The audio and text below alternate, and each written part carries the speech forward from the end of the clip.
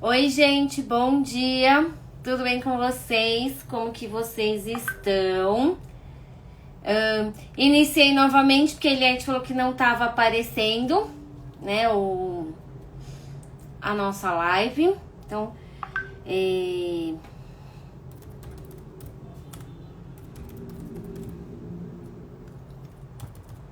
vamos ver se agora aparece. Vamos ver. Ah, agora deu certo. A Eliette já entrou. Bom dia, Eliette. A Cristiane também, acho que agora foi, que o pessoal tá entrando, o Rafa entrou. Deixa eu colocar aqui o Rafa. Deixa eu chamar o Rafa. Sim, agora tá indo. Eu achei estranho mesmo, porque normalmente eu entro e logo entra umas pessoas e não tava entrando ninguém. Falei, me abandonaram. Olá, bom dia, Tudo bom, Rafa? tudo bem? Rafa, antes da gente começar, deixa eu só dar um recadinho, né? Dizer que a semana que vem a gente não tem live por conta do feriado da Páscoa, né? E a Eliette está aguardando a confirmação dos convidados do dia 23 e do dia 30. E aí, confirmando, a gente avisa vocês, tá bom? Tudo bem, Rafa? Bom dia. Tudo bem, Elaine, bom dia. Semana terminando, começando agora a nossa live aqui. Um pouquinho atrasados, mas aqui, né, Elaine? Com fé É, em faz parte, né? Então tá aqui com a gente a Eliette, a Cristiane Fiorini, o Rafael, seu xarel não, seu xará, o Deus. Rafael, travou tudo. O João Bosco e a minha xará, a Elaine, né? Então sejam todos bem-vindos, bem-vindas. Curtam, compartilhem, sigam a gente aqui. A Tami também entrou. E segunda-feira eu coloco no Facebook e no YouTube essa live. Ela vai ficar salva aqui e ela fica salva lá também.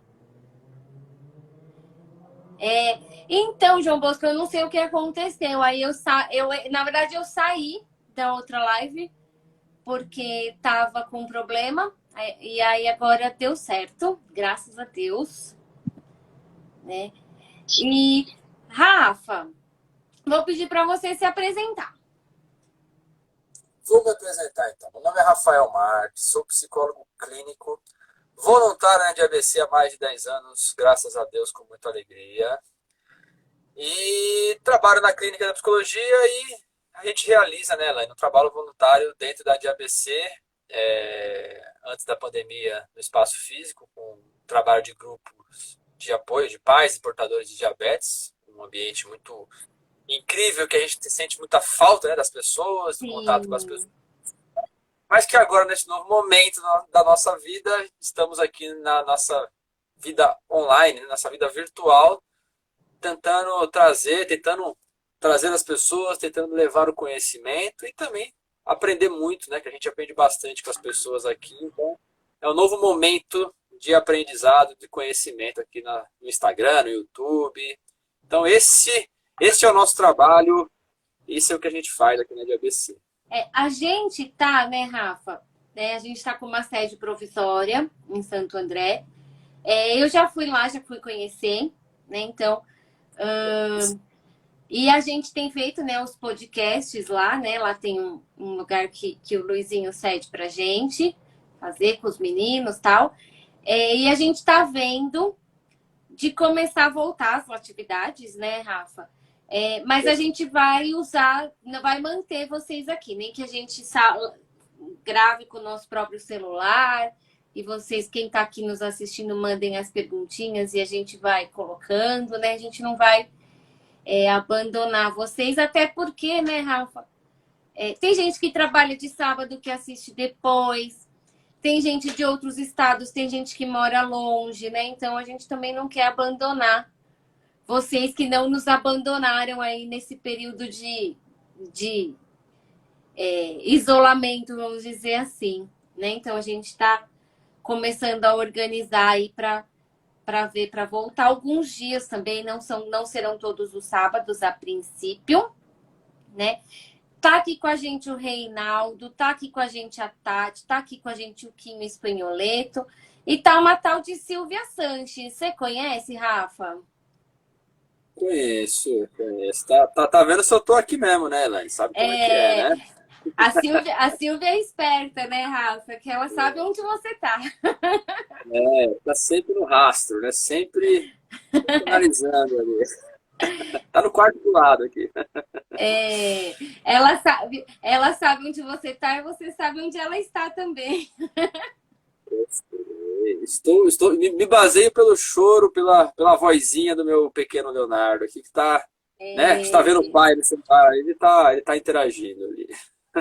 é. A Paty também tá aqui com a gente, a Cris também tá aqui com a gente. Rafa, o nosso tema hoje, né? Nós fizemos quarta uma live com a Berê sobre o chocolate, né? E quando no final da live, que eu falei da nossa live aqui de hoje, eu perguntei para a Berê se o tema da nossa live é um assunto que sai de moda. Ela falou que não, né? Porque medo e insegurança dos pais com relação ao diabetes é um assunto que sempre vai ter, né, Rafa? Olha, Elaine, assim, a gente imagina que as pessoas elas vão conseguindo aos poucos irem tendo conhecimento sobre a diabetes e isso favorecendo que esse medo e essa insegurança diminua. Mas, ao mesmo tempo, tem as pessoas que estão, né, recém-diagnosticadas, então acaba sendo uma versão até atualizada, né? O mundo muda, a sociedade muda e o medo também, muitas vezes, ele muda de formato, né?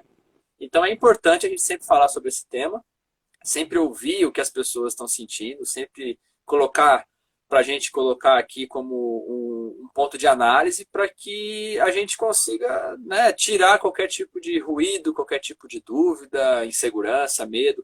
A gente vê o medo e a insegurança como desconhecimento, né? Então, muitas vezes a gente tem medo daquilo que a gente não sabe o que é, a gente é inseguro daquilo que a gente não tem certeza do que é. Então, o conhecimento ele vai trazer um pouco de luz e vai favorecer. Então a nossa missão aqui é tentar mostrar o quanto que o conhecimento ele é importante para poder promover essa coragem, né? E essa ideia de que o medo e a insegurança eles podem ser enfrentados, que é essa a nossa missão. Não tem como não ter medo.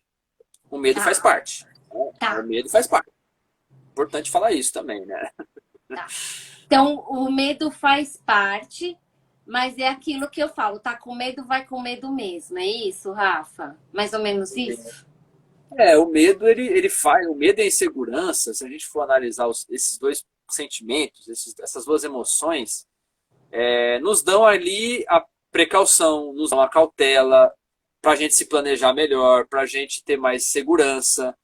Mas a gente precisa ter a coragem de enfrentar o desconhecido muitas vezes, e essa coragem é justamente o conhecimento, né? Se a gente ficar refém do medo, é como se a gente ficasse amarrado numa sala escura e não tem coragem para sair dela.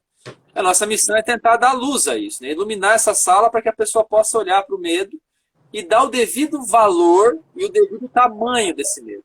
Nada que possa de certa maneira, impedir que a pessoa consiga ter uma vida saudável, funcional. Né? Então é importante a gente olhar para o medo como algo normal, faz parte, todo mundo tem medo, todo mundo tem insegurança, mas que se isso for maior, de uma certa proporção, isso pode fazer com que a pessoa ela fique travada, né, Elaine? E aí a gente acaba vendo os prejuízos que isso pode trazer, né? Na autoestima, na autoconfiança, né? Então, precisamos falar sobre isso e tentar mostrar o quanto o conhecimento, né? No caso da diabetes, é a ferramenta essencial para que a gente consiga dar o devido valor do medo. O medo tem que estar ali, mas como um Tá, caso assim, preciso me proteger, porque senão o bicho vai pegar. Mas eu vou lá, porque eu sei que eu posso ir lá. seria assim, Rafa, por exemplo. Então, tive o diagnóstico do diabetes, é uma coisa desconhecida para mim. Eu não sabia nem o que era, o que fazia, o que come, o que. surge o medo. Agora, se Surge. eu vou atrás, por exemplo, de marcar com um nutricionista, de marcar com um endocrinologista, de marcar com um psicólogo, de frequentar a de ABC, eu estou dando o devido valor ao medo. O medo faz parte, mas ele não está me dominando. É isso. Perfeitamente. Quanto mais conhecimento você gera para si em relação àquele determinado assunto, o medo ele vai ter no tamanho real dele, que é aquilo que vai Tá. trazer para você a precaução, né? Porque se você não tiver medo de nada, Elaine, a gente imagina que a gente fique muito confiante e isso acaba nos deixando mais vulnerável, né? E Então aí tem o mais medo chance de quebrar a cara. não é verdade? Tá, ah, não, essa hipoglicemia aqui eu dou bem com ela. Não, não, eu não tenho medo dela, não. Vamos lá, vamos. E aí a Vamos. pessoa acaba tendo um episódio de hipo lá. E por quê? Porque descuidou. O medo, na verdade, ele tá ali para quê? Olha, tem a hipo. Então eu vou deixar minha mala pronta aqui. Vamos lá, vamos lá, vamos lá. Se acontecer alguma coisa, minha malinha está aqui para me proteger. O medo é justamente essa precaução. Né? Tá. Ele não pode ter um poder maior assim. Mas, meu Deus, se eu sair de casa vai acontecer alguma coisa, eu não vou conseguir fazer, vai dar ruim. Aí o medo está maior. Porque você não está saindo de Entendi. casa. Né? Então, o medo ele tem que estar ali apenas como um agente para você se precaver, para você ter ali a sua precaução. Mas você vai. Você Entendi. vai. E não é normal, por exemplo, eu tive o diagnóstico de diabetes e aí eu falo, não, vou parar de trabalhar, eu vou parar de. Vou parar de ir pra escola, vou parar de trabalhar, vou anular minha vida, não vou mais sair com os meus amigos, enfim, não vou fazer mais nada em função do diabetes. E isso é que não é normal. Não é normal. Eu vou te falar de uma situação que eu tive na clínica, Elaine. Tá. A pessoa, ela infelizmente, ela achava que ela não podia namorar, ela não podia ter um relacionamento com alguém, porque a pessoa ia achar que ela é uma pessoa incapaz, uma pessoa doente, uma pessoa inválida, que a pessoa ia ter que cuidar dela porque ela tinha diabetes. O medo ele faz com que você crie essas fantasias, sabe? E isso é uma fantasia, porque a gente sabe que a diabetes ela não impede você de ter um relacionamento, não impede você de casar, não Sim. impede você de ter filhos, né? Que talvez seja um dos grandes tabus, né? Será que você diabético não pode ter filhos? Você homem, você mulher? Eu acredito que são tabus esses da sociedade que faz com que a pessoa eu tenho diabetes, então a pessoa não vai querer estar comigo porque ela vai estar sempre tendo que cuidar de mim. E na verdade não. Na verdade, todos nós temos que cuidar do parceiro sempre. Tendo diabetes ou não, o cuidado ele é um ato de amor. Mas a diabetes ela não coloca você num papel em desvantagem, né, Elaine? Então, assim, a forma como você vê a diabetes é o que vai limitar você nas suas relações com as pessoas, com o trabalho, com o seu hobby. E isso acaba sendo uma coisa muito, digamos assim, não saudável, né? Tá. A Tami tá aqui dizendo que adora suas lives, né? Claro, tá. Bom dia para você. A Nádia também tá aqui com a gente, a Eliane também tá aqui com a gente, a Alessandra também, o Ricardo, a Débora, a Pamela e a Paty, ela colocou uma coisa que é muito legal, Rafa, que ela tem muito medo de dormir, porque ela já teve episódios de hipoglicemia de madrugada, né? Então ela pôs muitas vezes acordo com a glicemia dela de 58 e aí ela fica com medo e insegurança de dormir. A hipoglicemia de madrugada é um e o medo e a insegurança andam meio juntinhos, né, Rafa? Como lidar? Como que do ponto de vista psicológico, como que você poderia ajudar ela nessa situação? De certa maneira, do ponto de vista psicológico, quando ela tem esse receio de não conseguir relaxar o bastante para ela ter uma boa noite de sono, isso acaba impactando no dia dela, isso acaba impactando, né, no prolongar do dia seguinte. Ela acaba ficando nervosa, começa a ficar ansiosa, né? Acaba, digamos, impactando na maneira onde ela vai descansar, né? Então, assim, ela vai precisar ter esse contato com um especialista, com um endócrino, a gente vai precisar entender por que, que essa glicemia está caindo dessa maneira, o que, que a gente pode fazer para isso não acontecer, né? E imagino que sim, haja estratégias para que a gente consiga ter Sim. essa melhora. Mas assim, você não pode se acostumar com essa ideia, porque isso acaba criando uma situação em que você dormir é um problema, você descansar, deitar e relaxar não é legal. Então, assim, a sua cabeça ela vai ficar sempre em alerta, né? E eu acredito que isso pode trazer um problema futuro em relação até a você aproveitar bem o dia, sabe? Dor de cabeça, ansiedade, aquela coisa. Então, E aí tem que descompensa resolver. o diabetes porque não dormiu direito, né? Então vira um ciclo vicioso, né, Rafa? Assim, acaba a bola de neve acaba aumentando, né, Laine? Então, Isso. que é uma bolinha pequena, ela vai aumentando de tal forma que até o endócrino, até o especialista, ele vai ter uma dificuldade para conseguir desmanchar essa bola de neve. Mas, assim, ter este ponto. Toda vez que eu durmo, eu tenho hipoglicemia na madrugada. Não é normal, não é uma coisa, vamos dizer assim, que tem que ser aceita, né? Temos que ir atrás, temos que buscar o conhecimento com o médico, com os especialistas. Isso tem que ser resolvido para que você consiga dormir bem, para que você consiga ter ali uma noite de sono plena, porque o seu dia de trabalho, o seu dia de ação no mundo, ele vai depender explicitamente da sua noite de sono, né? Sim. Então, dormir bem tem que estar relaxada, porque senão, Elaine, dormir acaba gerando aquela, sabe, aquela angústia, ai meu Deus, tem que dormir, vai cair, eu tenho que comer bastante aqui para ficar alto, porque aí vai cair. E não é bem assim, né? A gente precisa ter uma resposta científica importante, mas, assim, do ponto de vista psicológico e emocional, o que pode gerar é isso, né? A pessoa não conseguir dormir bem e ficar sempre em alerta, as pessoas de casa também ali em alerta, né, com medo de alguma coisa. Então, a rotina da família, né, se ela mora com outras pessoas, acaba ficando comprometida, né? Então, temos que ir atrás do especialista, do endócrino, temos que analisar o que pode ser feito aí para a gente conseguir ter um melhor Sim. aproveitamento dessa noite, né? Precisamos dormir bem. Sim. Ajustar a glicemia, ajustar esse lanchinho da noite, né? Ver as dosagens de insulina e ver esse emocional também, né, Rafa? O porquê são todos os ajustes. Não adianta jogar só. Eu falo que não é o diabetes, a gente aposta muitas fichinhas, né? Tem que apostar um pouquinho em cada especialista. Não adianta jogar tudo num especialista só, né? O Telmo também está aqui com a gente, a Cássia também está aqui com a gente, e o João Bosco colocou que a informação e a orientação, né? Principalmente aqui da ABC, foi que o ajudou a vencer o medo e ter uma vida saudável, né? A Lucimara está aqui com a gente, o Alex também, a Letícia está aqui, a Lilian está aqui, a Fernanda, a Silvina, né? A Delmirá, a Vanessa, né? E a Fernanda está perguntando qual que é o tema de hoje. O tema é medo e insegurança com relação ao diabetes. O Yuri também está aqui.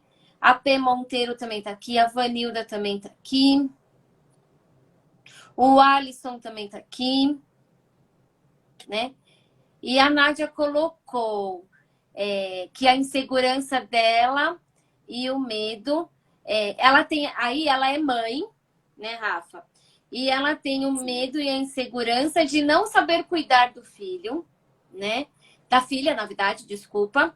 E depois que a filha dela teve uma hipo severa, né? Ela ficou com trauma porque ela aplicou a insulina ultra rápida e a filha dela, ela aplicou a insulina na filha dela. A filha dela demorou para comer e teve uma hipo severa e aí ela ficou traumatizada, né? Então, a hipo eu diria, né, Rafa? Eu acho que eu vou por partes aqui no comentário da Nádia, que eu acho que tem muita coisa, né? Ser mãe e ser pai, né, Rafa, é ter medo de errar com o filho, né? Medo e insegurança de errar com o filho. Mito ou verdade? Total verdade, né, Lai? Independente Total do verdade. diabetes, né, Rafa? A gente tem o medo, né? Eu acho que é isso. É o desconhecido, né? É um ser humano que está ali, é um ser humano que a gente não controla, e ao mesmo tempo a gente precisa não controlar, mas a gente precisa fornecer o melhor para ele, para ela, né? Então a gente acaba criando Sim, essa expectativa, essa angústia, essa obrigação, e a diabetes, no caso dela específico, acaba, né, tornando a coisa ainda um pouco mais dramática, porque ela que vai ter que buscar esse conhecimento para trazer para a filha, para cuidar dela, né? Então nas melhores das intenções, ela fez aí a aplicação, acabou dando, infelizmente não dando certo, teve aí esse ponto da hipo, mas são ajustes, né? O trauma, ele acaba sendo algo natural, mas a gente não pode desistir. A gente precisa entender que através das experiências negativas a gente vai aprendendo. Conhecimento não é só acertando, né, Elaine? Conhecimento, a sim, gente está ali buscando e errando, acertando. Poxa vida, a próxima vez você não vai aplicar a ultra rápida dessa forma, ou se aplicar, você vai logo oferecer ali algo para ela comer, né? Então, assim, é através desses ajustes que a gente vai conseguindo ter o controle mínimo possível ali para entender a diabetes, né? Porque se você estiver nervosa, a sua filha vai ficar nervosa. Se você tiver com sim. calma, se tiver com medo, ela vai perceber o medo em você e ela vai acabar tendo medo também. Então é importante buscar essa ideia de conhecer, de conhecimento, mas de aceitar que a gente vai errar. Porque eu acho que esse é um outro ponto também, né, Lani? A frustração, né? É outra palavrinha. A gente muitas vezes faz o nosso melhor, a gente, poxa, mas eu tive a melhor das intenções. E aí, por alguma razão, deu errado. E aí é como se nada valesse a pena. Eu acho que isso é uma coisa importante para a gente tentar refletir também. Entender o peso da nossa frustração para que a gente não leve isso de uma maneira que invalide a experiência. A experiência, ela é tanto acertar como errar. O importante é a gente se dispor a ela. E é através do erro que a gente acerta. Eu não vejo outra maneira da gente O erro acertar. faz parte, né, Rafa? O trauma faz Sim, parte, o medo faz parte, mas eles não sim. podem ser o artista principal, é isso? Eles não podem ser o artista principal, o protagonista, né? Eles Protagonista, estão ali. isso. Eles estão ali porque são a árvore do teatro, é o coadjuvante, sabe? É o cenário, estão ali, eles compõem a obra, né? Mas eles não podem ser os protagonistas porque os protagonistas somos nós, é a nossa vida, é a forma como a gente vive. Então os traumas, eles fazem parte no sentido assim, eu já tive essa experiência, eu quero repetir essa experiência? Não, não quero repetir essa experiência. Então, o trauma, ele vai te dar ali o freio para que você analise aquela situação, mas ele não pode ser maior a ponto de impedir você de viver. Acho que esse é um ponto importante. O trauma, ele tem que ser um alerta. Aconteceu, eu errei, falhei, aprendi com isso, não vou errar de novo, vou buscar aprender, vou buscar a informação, e conviver com o trauma de uma maneira saudável, porque faz parte, né? Não tem como a gente só acertar. Eu acho que isso é uma coisa que a gente Quem tem também nunca, que. né, Rafa? Quem nunca errou, né? E querendo acertar, né, Laine? Muitas vezes a Querendo gente erra querendo acertar. errar, mas assim, quando a gente quer acertar e a gente erra, eu acho que é onde vem a frustração maior, né? Então é importante olhar para isso como parte da experiência. Todos nós erramos, pensando muitas vezes no melhor. Tá. Ô, Rafa, agora, por exemplo, assim, é que nem ela ela aplicou a insulina, atrasou a refeição, a menina chegou a um desfecho ruim, que foi uma hipo severa. O trauma também não pode fazer ela deixar de aplicar a insulina, Não, né? em Não é hipótese essa a alguma. solução, né? Não é essa a Não, não, não, solução. não. Eu sei que essa não vai ser a solução, tenho certeza que não, essa não vai ser a solução, mas ao aplicar a insulina, sentir um nervosismo, sentir um incômodo, medo, receio, a criança percebe, Entendi. né? Assim, eu acredito que nesse aspecto a gente tenha que tomar um pouco de cuidado, porque o que a criança perceber dos pais é o que ela vai levar como verdade. Então, se ela tem medo da insulina, se ela tem medo da diabetes ali, a mãe e o pai, o medo faz com que a criança olhe para isso e fale: bom, lascou, eles estão com medo, eu também tenho que ter medo. Então, assim, é muito importante a gente buscar essa ideia de conhecer profundamente tudo isso, para cada vez mais dar essa segurança. Porque a gente sempre falou muito aqui, Elaine, sobre a questão da autonomia, que é uma outra fase do processo de diabetes. É você promover a autonomia nas pessoas, nas crianças, nos adolescentes, para que eles entendam o valor do tratamento. Para que ela, no caso a filha dela, aplique a insulina sozinha, mas para a filha dela aplicar a insulina sozinha, a Nádia tem que estar confiante na hora dela aplicar. É isso, Rafa? A Nádia vai precisar ter o conforto e a tranquilidade para entender que essa aplicação precisa ser da melhor forma possível e ela está fazendo o melhor que ela pode fazer, foi atrás da informação, foi atrás do conhecimento, foi atrás de tudo que pode ajudar ela. E a filha dela vai perceber essa segurança. Ela vai perceber essa segurança. E quando for a vez da filha aplicar sozinha na escola, quando ela crescer, ela vai olhar e vai entender que vida normal, ela vai aplicar e vamos embora, a vida é assim. Né? Não vai ter nenhum tipo de trauma, nenhum tipo de medo. Ai, meu Deus, se eu aplicar errado, ai, meu Deus, vai doer. Não. A mamãe aplicou certinho, a mamãe aprendeu, a mamãe me ensinou e vamos embora. E agora eu vou seguir a vida. E agora é comigo. Fechou. A Débora colocou que hoje ela vive mais tranquila, mas a Camila foi diagnosticada acho que com 2 aninhos de idade. A Camila acho que tem 14, eu acho. E quando a Camila era menor, ela se desestruturava cada vez que ela tinha uma hipo, principalmente na escola, né? Acho que a hipo, né? A hipo é ruim demais, né? Eu acho que a gente não tem diabetes, mas pelo menos que eu ouço, a gente ouve, né? A gente fez um podcast aí com as meninas, com a Juliana, com a Lília. Elas falam que a hipo é ruim demais. E eu acho que a mãe ver o filho numa situação ruim é de desestruturar, né, Rafa? Com certeza, né? A gente sabe que isso mexe, porque a gente não controla, né, Elaine? Eu acho que entra.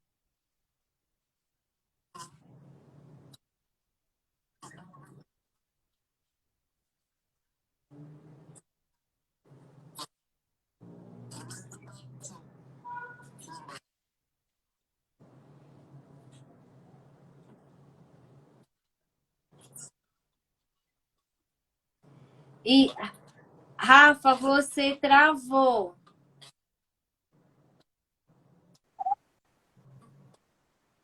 Eu travei? Voltou? Você tá voltando. Ainda bem que foi. Então foi aqui que caiu, né? Eu vi que tava girando aqui, então eu caí. Voltou? Voltou.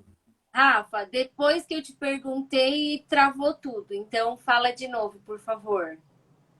Então, em relação a essa questão do trauma, de ter ali essa experiência negativa, muitas vezes a gente quer ter o controle da situação e muitas vezes não temos, né? Então, a hipoglicemia, a criança sentir a hipoglicemia, ela ter o contato ali, é uma maneira dela conhecer a si mesma, conhecer o que ela está sentindo, para que ela possa ir atrás de algo para ajudar ela a sair daquilo, né? Então, a hipoglicemia ela tem que servir como uma maneira assim, ó, você está sentindo isso? Vai atrás, tem aqui na sua malinha, tem aqui na sua bolsinha, tem aqui na sua, né, na sua lancheira. Alguma coisa você vai ter aqui para você te ajudar. Né? Ela não sentir a hipo acaba sendo uma proteção muito, vamos dizer assim, talvez ilusória, porque a diabetes também tem a hipoglicemia. Então ela precisa sentir a hipoglicemia para ela saber corrigir a hipoglicemia, né? Então, os pais ficam desesperados. É difícil, claro que sim, mas confie e esteja perto. Mostre que faz parte, mostre que não tem que se desesperar. Ah, meu Deus do céu, não, né? Ai, meu Deus do céu. Vamos corrigir, vamos fazer. Tá aqui, ó. Aconteceu, um pouquinho tonta, mediu, tá baixo. Tem aqui o seu açúcarzinho aqui para você tomar devagarzinho, vai melhorar, senta um pouquinho, bebe uma água, você vai ficar melhor, vai medir de novo, está subindo. Temos que naturalizar essa ideia da hipoglicemia segura, assim, sentiu, vamos corrigir, acabou, normal, né? Porque se cair muito é porque a criança de alguma maneira ela não percebeu, então ela precisa ter esses primeiros contatos com essa sensação. Não é fácil, não estou dizendo que é simples, mas é importante para que ela possa corrigir, né? Eu sempre falo, né, Rafa, que a mãe, né, o acompanhante no caso, né, ele tem que ter a calma na hora da hipoglicemia, né, porque normalmente a gente entra no desespero de querer resolver, né, eu acho que é importante Rapidamente, né? talvez no naturalizar talvez a calma de vir. E a Sim, Cássia, quando você falou da história de ser mãe, né? Então a Cássia tem diabetes e é mãe. Ela falou sim. que ela confessa que ela tinha medo, um enorme medo de ser mãe, né? Por conta do diabetes. Mas aí ela foi amadurecendo essa ideia com a disciplina, com o apoio médico, né? E aí ela teve uma gestação, né? Então deu Olha, tudo certinho, né? A Siqueira tá aqui com a gente, a Doroti tá aqui com a gente. E o Reinaldo colocou que é uma sensação terrível. Vou falar de novo, que eu travei. Que é uma sensação terrível errar e não saber o porquê errou. E é incrível como nós nos sentimos nessa situação. E é arrebatador, né? Tem isso também, né, Rafa? Às vezes a gente erra, entre aspas, né? Porque ninguém erra de propósito, mas a pior sensação é não saber o porquê errou. Aí ele completou que ele nunca viu a filha dele, né? Numa situação dessas, né? Como a da Nádia, né?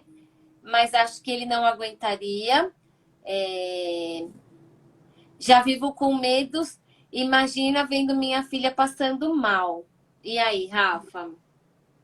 é difícil, né? A frustração, ela é uma palavra que envolve muito esse sentimento, né? De você fazer o seu melhor e muitas vezes aquilo ali não acontecer, né, Elaine? Então, infelizmente, a única certeza que a gente tem é que a gente vai buscar o conhecimento e vai buscar aplicar aquilo que a gente conheceu da melhor forma possível, né? E isso que vai garantir para a gente o respaldo, né? Olha, eu aprendi, eu estou boa nisso e eu vou tentar fazer o meu melhor.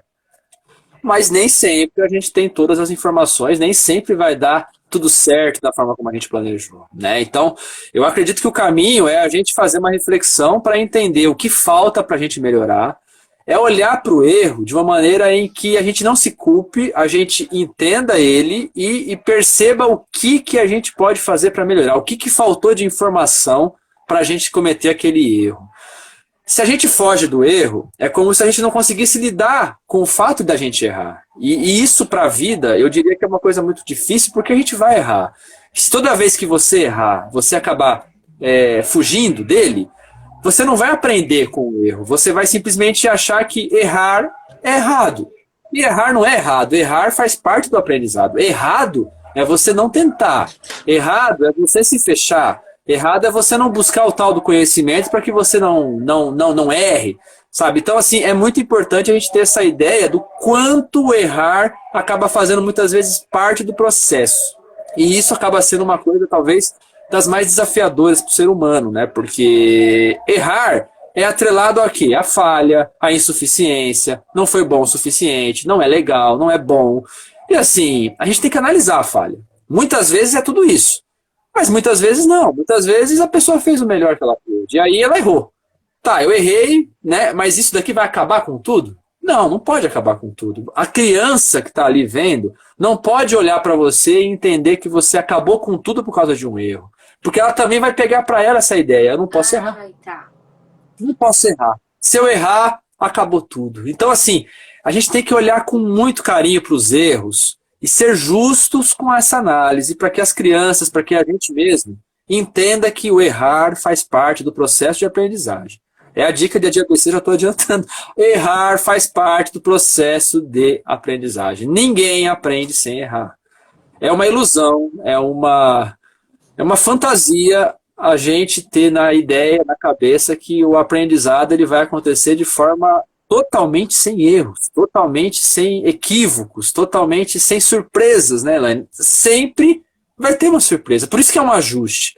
É o que você falou. A pessoa ela tem hipoglicemia na madrugada. Ela tem. A outra pessoa pode comer a mesma coisa de noite e o organismo dela não tem a hipo de madrugada. Então, assim, e aí? Quem que errou, quem que acertou? Não tem erro e acerto aí, tem ajustes. Para aquela pessoa que tem a hipo, é importante fazer um ajuste. Para aquela pessoa que não tem a hipo, Vida que segue, que bom, já encontrou o ajuste. Mas é a mesma coisa, é a mesma quantidade, é a mesma pessoa. Não somos iguais. O que serve para um não serve para outro. Graças Então não a existe Deus. um erro. Graças a Deus. Então, o erro faz parte do aprendizado. Rafa, A gente precisa naturalizar essa ideia. Rafa, eu chamo, como tá Reinaldo Alessandra, é a Alessandra que falou isso, peço desculpa. E Rafa, a gente tem que ser generoso quando a gente erra? Porque a gente Temos tem que uma servir. tendência de se mutilar, né? Dizer que não presta, que a gente é incapaz, que a gente é, né? Enfim, quando a gente erra, vem vários pensamentos negativos. A gente também tem que Depressivo. lembrar um pouco de ser generoso com a gente. Eu acredito que essa autoculpa, né, essa questão de você se culpar de uma maneira exagerada ou de uma maneira muito extrema, ela é parte da personalidade da pessoa, ela acaba sendo muito rígida com ela, com as pessoas, as relações acabam ficando mais difíceis, muitas vezes, né? Porque se você não tolera o seu erro, você muitas vezes não tolera o erro do colega. E assim, numa sociedade, o tolerar que eu digo não é aceitar. Tolerar é entender o limite, é fazer uma análise justa daquele erro. É importante a gente ter a ideia de que ninguém acerta o tempo todo, né? Sim. Você não tem que aceitar, não tem que ser passivo em relação ao erro de alguém que te prejudique. Não é isso que eu estou falando.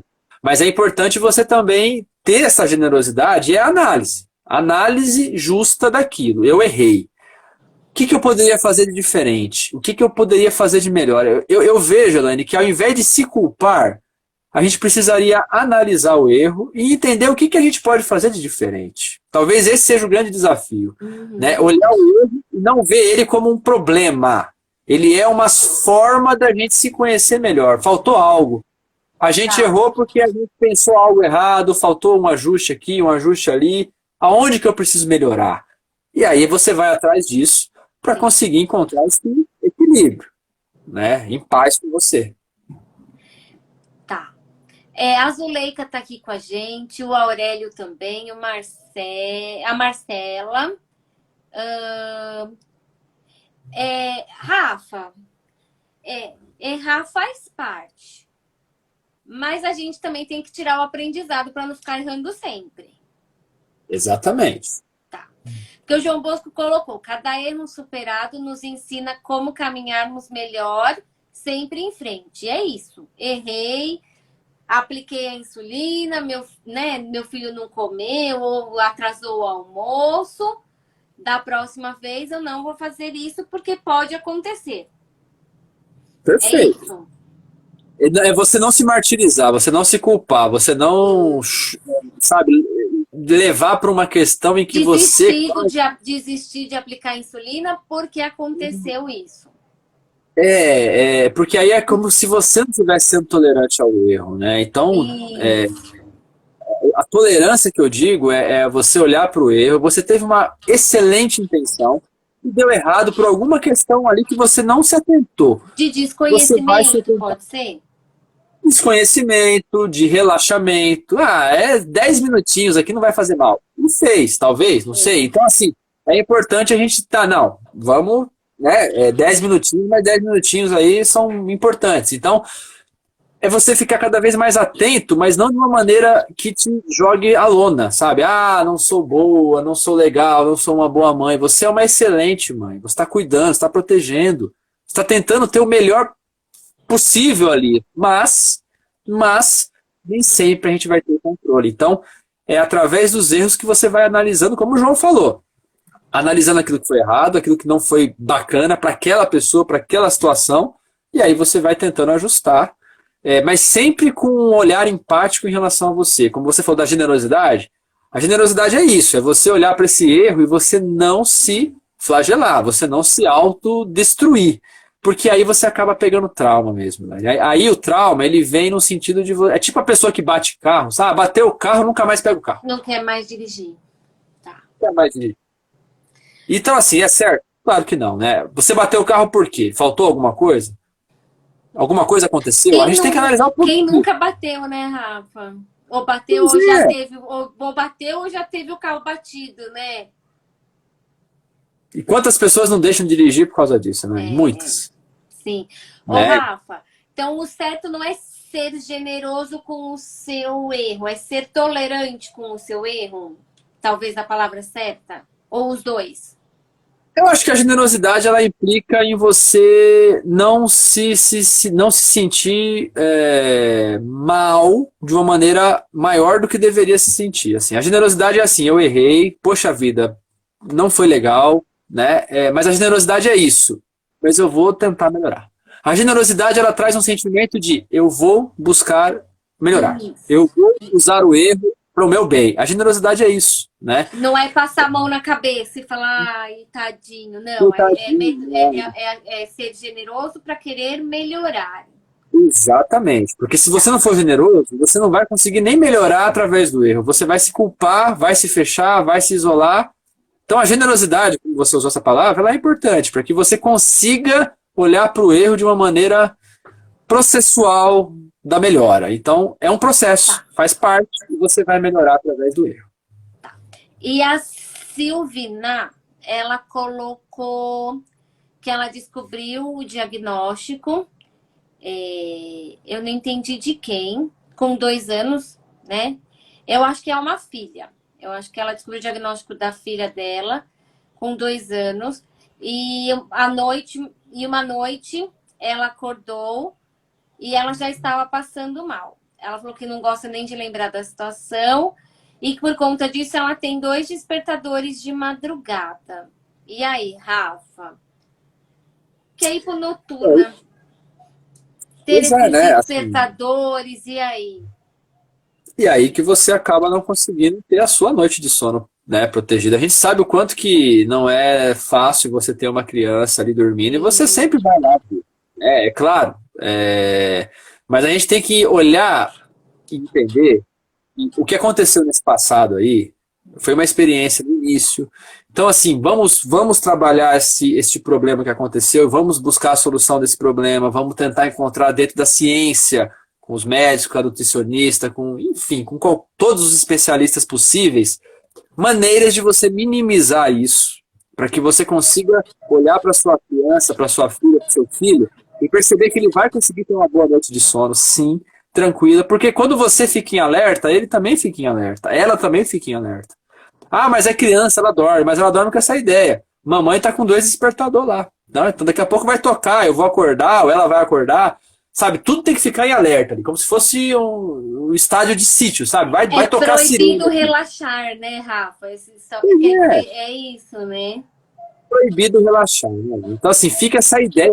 E isso, se você levar isso para frente, a criança vai virar adolescente, pode levar isso para ela, não conseguir dormir direito, ficar sempre ali com medo.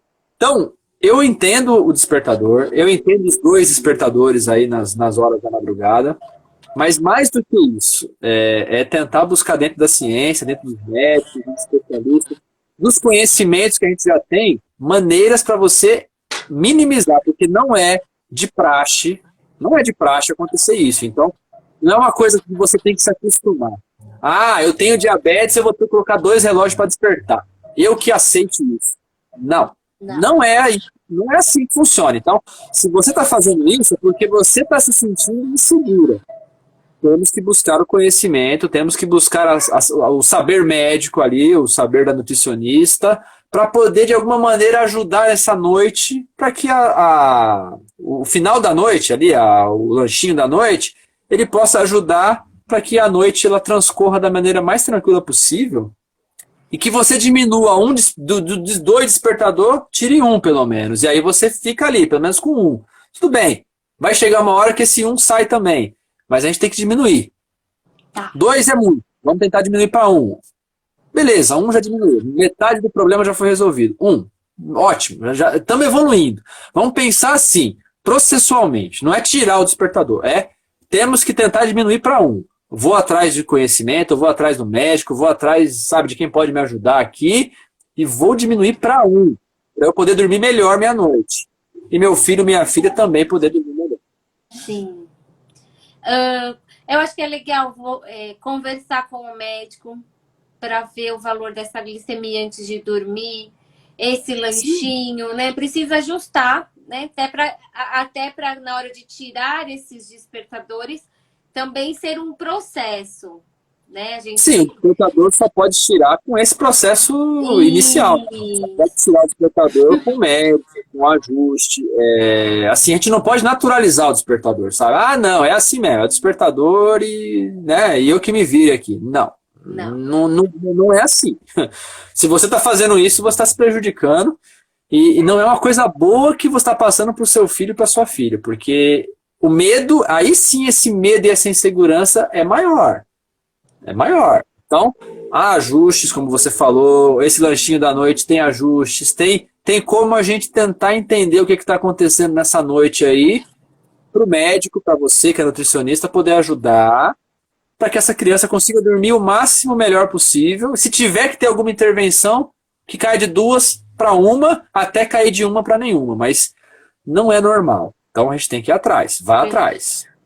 Ô, Rafa, ou seja, entender a dinâmica da família é importante para mim no meu consultório, na minha prática clínica. Muito importante, porque é como você falou, cada ser humano é cada ser humano e cada família é cada família, né? Então não dá para a gente aplicar o diabetes como uma questão médica, né? Como ele é uma disfunção, como sempre o Telmo fala, né? É uma disfunção, e aplicar isso para todo mundo. Então a gente tem que entender a rotina, a gente tem que entender a dinâmica familiar, como que a família lida com isso, como que é a aceitação dessa família, como que é a aceitação da pessoa que é portador, se é criança, se é jovem, se é adolescente, se está rebelde, se está aceitando, se não está. Então tudo vai influenciar no controle glicêmico, né, Elaine? Tudo. Assim, Sim, a parte emocional ela é um pilarzinho ali que influencia a nossa vida. A gente sim, estressado, a gente está de um jeito. A gente de bem com a vida, a gente está de outro jeito. A verdade. gente ansioso, a gente está de outro jeito. Então, é importante conhecer essa dinâmica assim e caso isso tenha que ser levado para frente através de um tratamento, através de um acompanhamento, a família participar. Né? Se a família for irmãos ali, pai, mãe, é importante todos participarem porque é uma união, é uma questão familiar, não é uma questão isolada. Não é uma pessoa que está enfrentando diabetes, é a família. Então, A assim, família. o enfrentamento tem que ser de todos. Tem que haver uma união para que todos consigam fortalecer para que o medo e a insegurança tenham o devido tamanho que eles têm que ter. O devido. E para mostrar que é tão importante esse assunto de hipoglicemia, nós fizemos um bate-papo semana passada com a doutora Silvia só sobre isso, né? Então, para Importante. mostrar do quão importante é e que é dar o devido valor, né? A devida proporção, né, Rafa? Que essa Sim. hipoglicemia tem que ter, eu acho que é esse o caminho. O João Bosco colocou que é muitas vezes no erro e que a gente aprende, verdade, né? A Santana tá aqui com a gente, o louco é pouco também. A Alessandra tá perguntando se essa live vai ficar gravada sim. Terminando aqui, Alessandra, eu já coloco no Instagram e na segunda-feira eu coloco no Facebook e no YouTube da DiaBC, tá bom? Essa live da doutora Lívia, da doutora Lívia e da doutora Silvia, né, em relação a isso. Da doutora Silvia. Doutora Silvia, então, imprescindível, tá lá no YouTube, né? Tá aqui, tá no Assim, YouTube e tá no Face também. Assistam. E é a importante. Berê, na quarta, levou o Glucagon, né? O Glucagen. Então, antes de começar o bate-papo do chocolate, eu mostrei um Glucagen. Então, também, quem nunca viu, que quiser ver, tá bem no comecinho da live do chocolate. Então, é, aqui, a live do chocolate e a live da doutora Silvia, estamos falando de hipoglicemia para mostrar o quão importante é. E a Lilian tá falando, né, que ela tinha muita hipo noturna e que ela foi corrigindo com o médico, né, as insulinas, então ela foi atrás de uma solução, né, para resolver os problemas. A Eliette está lembrando do pessoal curtir e compartilhar nossas lives. Então, quem que está aqui, que não se inscreveu ainda no nosso YouTube, se inscreva, né? Que para a gente é importante, né? Sim. O Gessé está aqui, a Edi também está aqui, né? Então, Rafa, Mito ou verdade? O medo e a insegurança desaparece com o passar dos anos do diabetes? Mito ou verdade? Pra gente fechar. Desaparece, ou seja, eu deixo de ter o mito e a insegurança. Olha, eu acho que é muito importante, por exemplo, o João está assistindo a nossa live, o João ele tem uma relação com a diabetes de algumas décadas, sem querer entregar a idade do João, longe disso. É uma relação maravilhosa, né, Rafa? É uma relação maravilhosa. Assim, o medo e a insegurança, eu imagino João que Bosco, eles... coloca aí a sua opinião. O medo e a insegurança sua em relação ao diabetes desapareceu? Eu Sim acredito ou não? que E termina de escrever. é importante, assim, desaparecer, eu acredito que tornaria você uma pessoa indolente, Elaine. Você ficaria extremamente relaxada, confiante e acabaria cometendo alguns excessos. Eu acredito que o medo e a insegurança, eles, na medida correta, eles têm um papel fundamental socialmente para todos nós, de qualquer coisa, para que você consiga se planejar, se proteger. Vou pedir né? para todo mundo que quiser escrever. Se o medo, então, a Débora, a Edi, o Gessé, enfim, a Lívia, todo mundo escrever aí se o medo e a insegurança deles desapareceram com o tempo do diabetes. Continua, Rafa.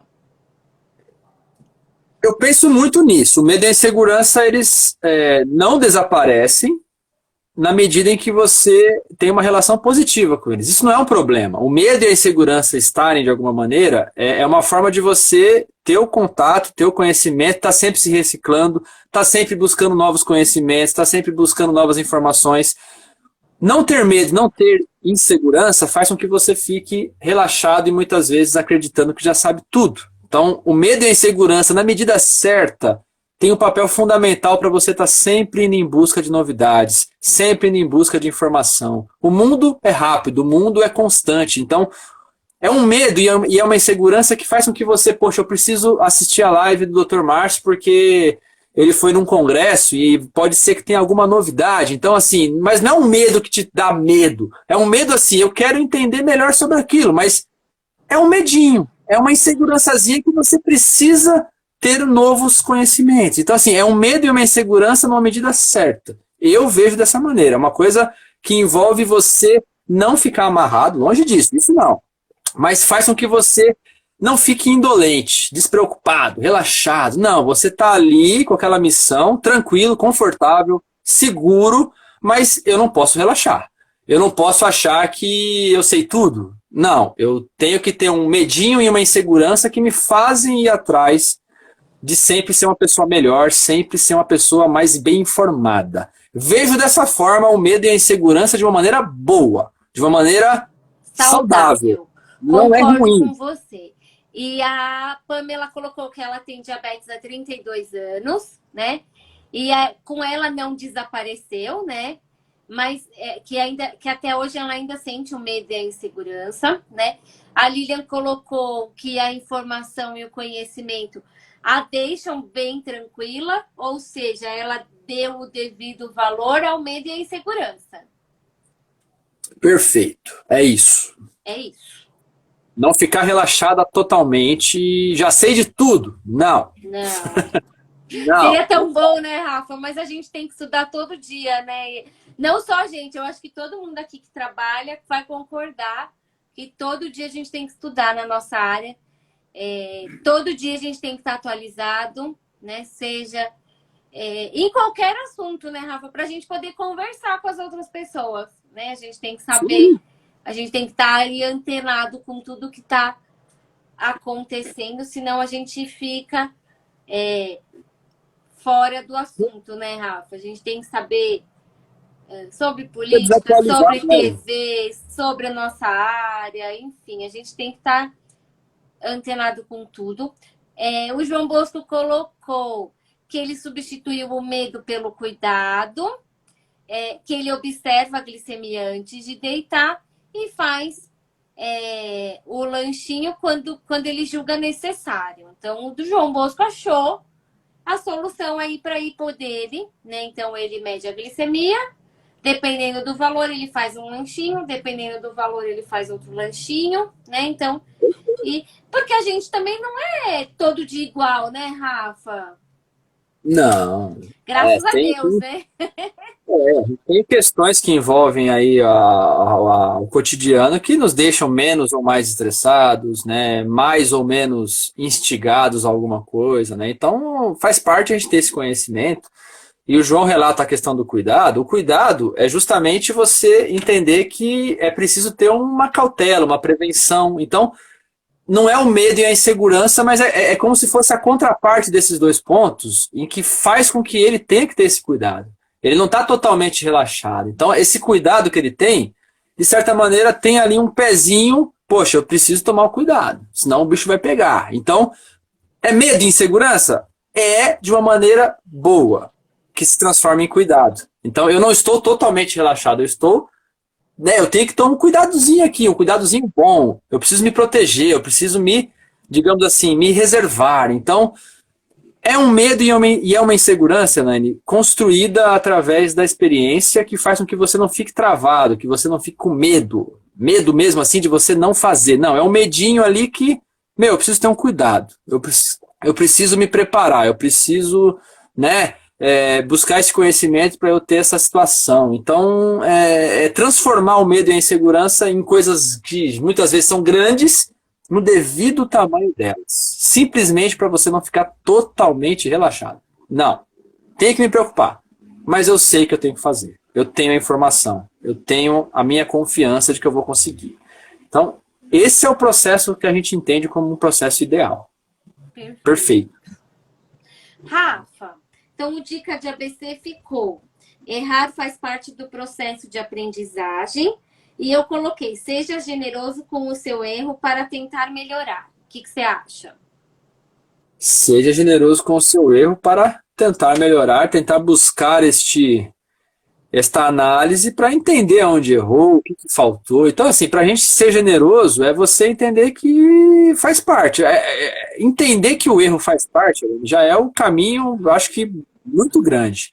Porque o trauma, muitas vezes, ele vem de uma ideia de que você não pode errar. Então, o trauma é aquilo que deixa você totalmente paralisado. Não posso errar, não posso errar. E assim, ninguém quer errar.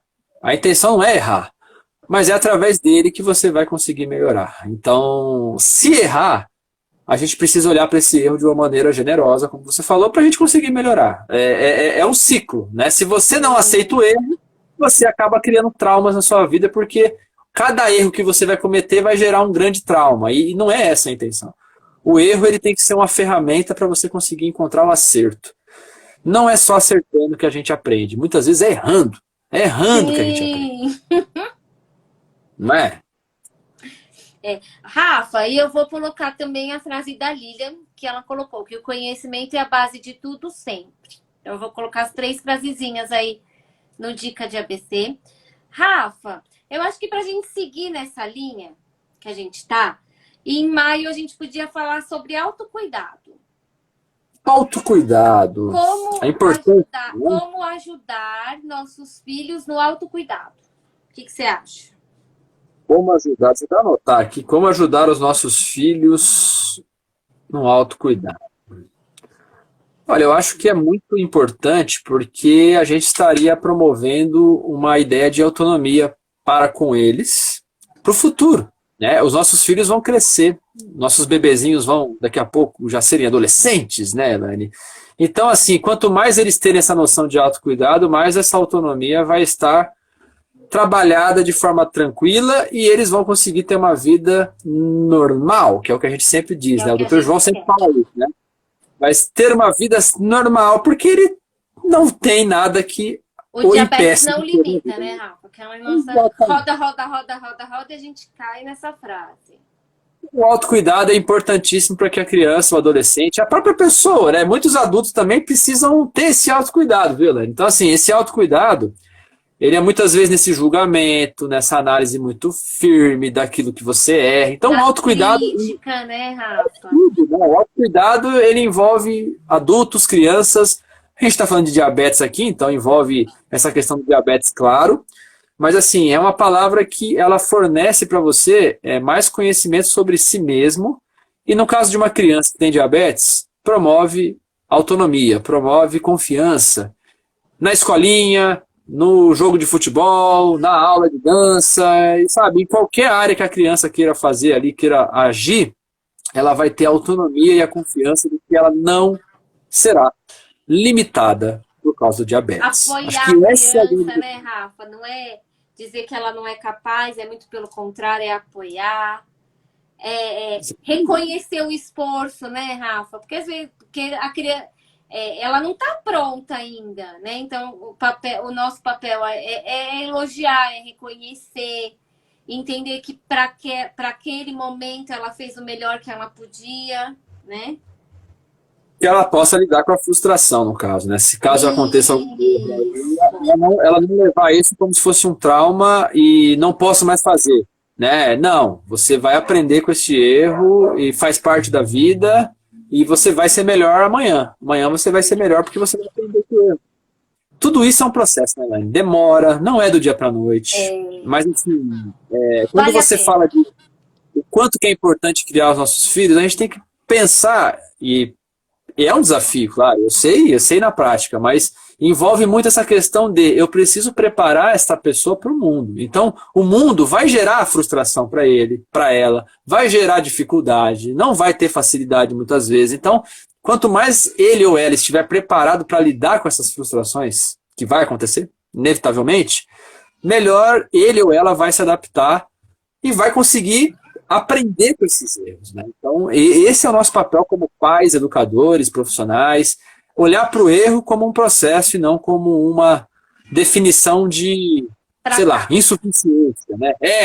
Não dá mais, não vou fazer nunca mais. Ah, eu caí na dança, escorreguei aqui, ó, nunca mais vou entrar para dançar. Não, você vai entender aonde que você errou e você vai não errar mais, você vai tentar melhorar isso.